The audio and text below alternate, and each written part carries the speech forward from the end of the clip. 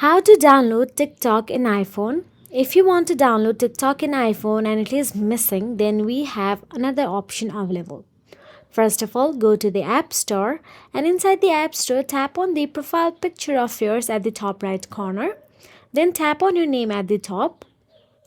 Now here all you have to do is tap on the country/region option available there and wait for a while. Then tap on the change country or region option available on your screen, which might take a few moments.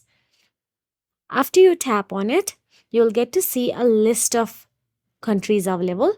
Choose a country where TikTok is available. Example, the United States or any country where TikTok is available. Now review and agree to the terms and conditions.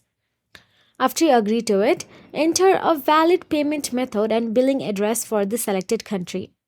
Now, after completing this step, go back to the App Store and tap on the search address bar and search for the TikTok app. And here you will find it. So that is it. If you found this video helpful, please like, share and subscribe, and thank you so much for watching.